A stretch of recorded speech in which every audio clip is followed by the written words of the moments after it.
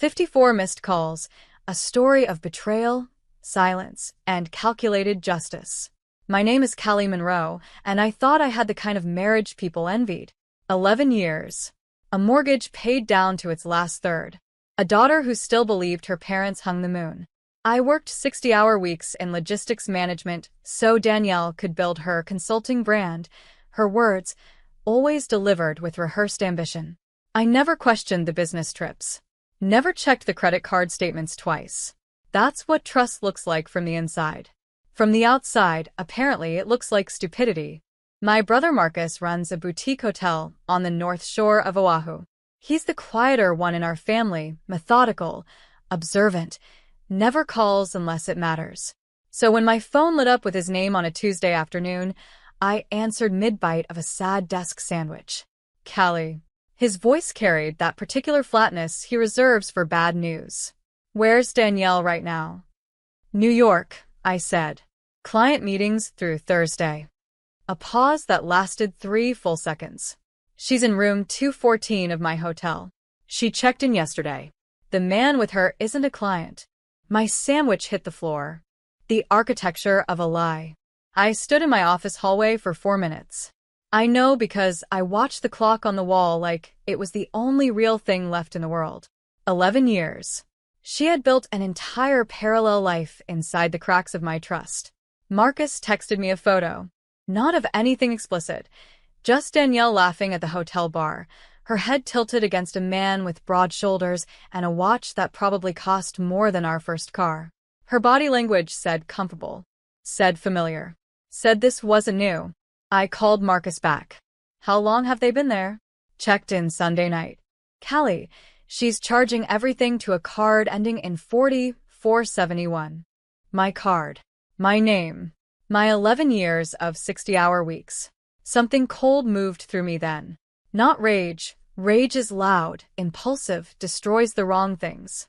This was different. This was the feeling of a decision being made somewhere beneath emotion entirely. Don't let her know you recognize her, I said quietly. Act completely normal. Marcus paused. What are you planning? I stared at Danielle's contact photo on my phone. Her smile. God, that smile. I'm planning everything. The calm before. That night, I cooked dinner. Pasta with the rosemary chicken our daughter Lily loves. I helped her with geometry homework. I laughed at her jokes. I tucked her in and read exactly half a chapter of her book before she drifted off.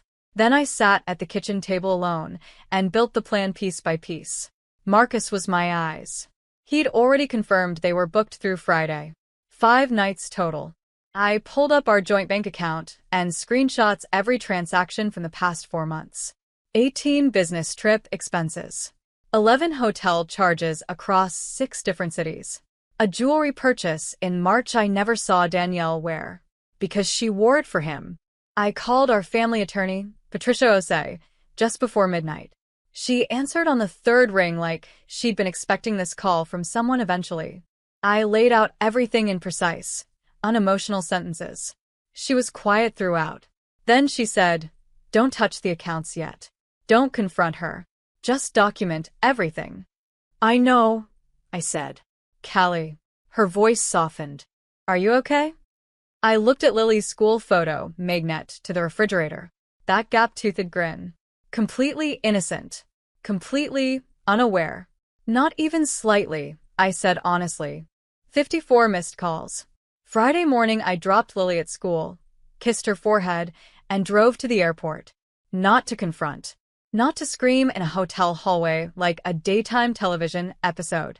I flew to Oahu because Patricia needed one specific thing, a notarized witness statement from Marcus confirming the dates, the card usage, the man. Legal documentation with a human signature.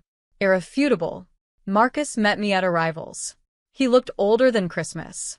He hugged me without saying anything first, which is exactly what I needed.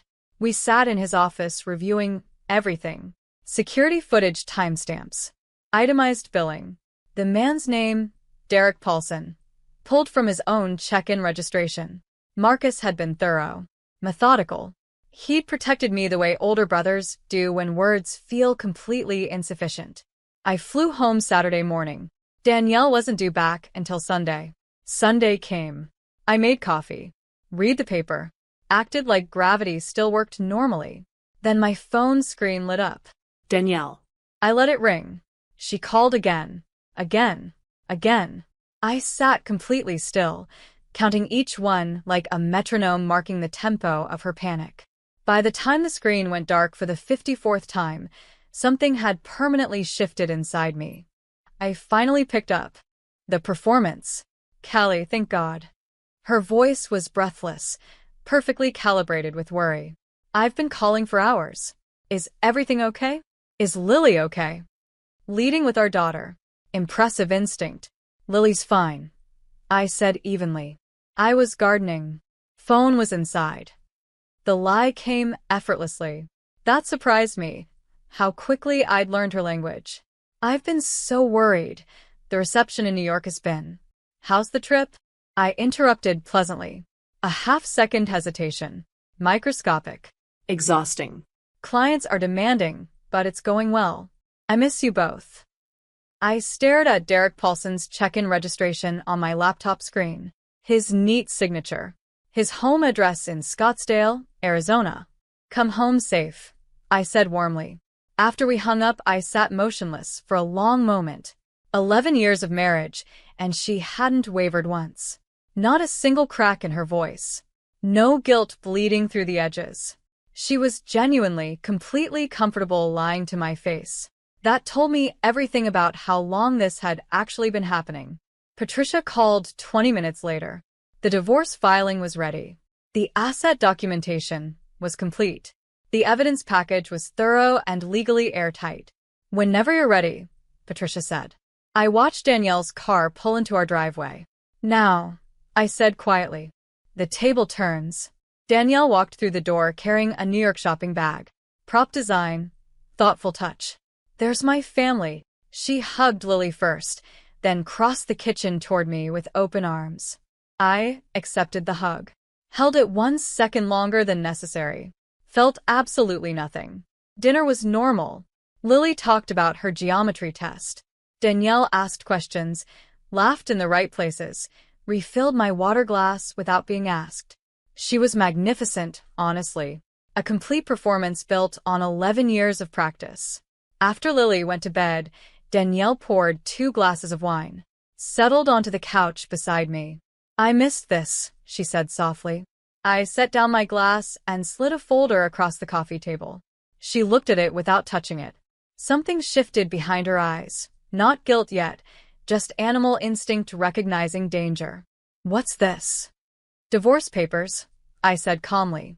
Patricia filed this morning. The asset freeze on our joint accounts was processed at noon. Your card ending in 4471 was canceled at 2 p.m. The color drained from her face in real time. The ATM charges from Oahu are documented. I continued quietly. Marcus signed the witness statement personally. Her wine glass trembled. You knew, she whispered. The weight of knowing. Danielle didn't cry immediately. She just stared at the folder like it was written in a language she'd spent years pretending not to speak. Callie, listen to me. I have been listening, I said. For 11 years. She tried 4 different approaches in the following 10 minutes. Denial first, briefly, almost half-heartedly. Then minimization. Then the version where I was somehow responsible for the distance between us.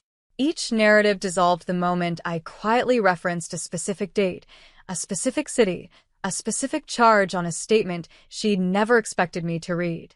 Derek Paulson's name broke something open in her finally. Real tears came then. Genuine ones. I could tell the difference now. But grief and guilt aren't the same as remorse, and I understood clearly which one I was witnessing. What about Lily? She said eventually. Her first question about our daughter in 40 minutes of conversation. Lily has 2 parents who love her, I said firmly. That doesn't change. Everything else already has. I stood up, collected my wine glass, and paused in the doorway. Marcus says hello, by the way.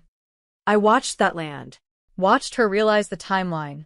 Watched her understand that while she'd been performing normalcy on our couch, the foundation had already been completely dismantled beneath her. What remains? 3 months later, I stood in my kitchen on a Saturday morning making Lily's favorite pancakes. The house was quieter now. Different quiet than before.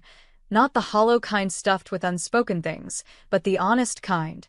The kind that lets you breathe all the way down. The divorce finalized in 6 weeks. Patricia was exceptional. The asset documentation Marcus helped build meant the settlement reflected 11 years of my income accurately and completely. Danielle's attorney barely argued. There wasn't much ground left to stand on. Derek Paulson, I later learned, had a wife in Scottsdale. She received an anonymous envelope. I'll leave the contents to your imagination. Marcus flew out for Lily's 9th birthday. He grilled chicken on the back porch and slow danced with nobody to a song only he could hear. I laughed genuinely for the first time in what felt like years. Lily told him he was her favorite uncle. He's her only uncle, but the sentiment held. That evening after she slept, I sat alone on the porch watching the backyard go dark.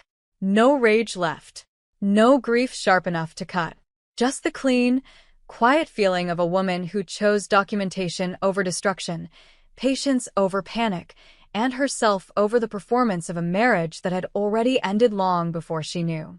Some betrayals don't break you. They simply reveal exactly who you are when everything false finally falls away. I found someone worth keeping inside that wreckage.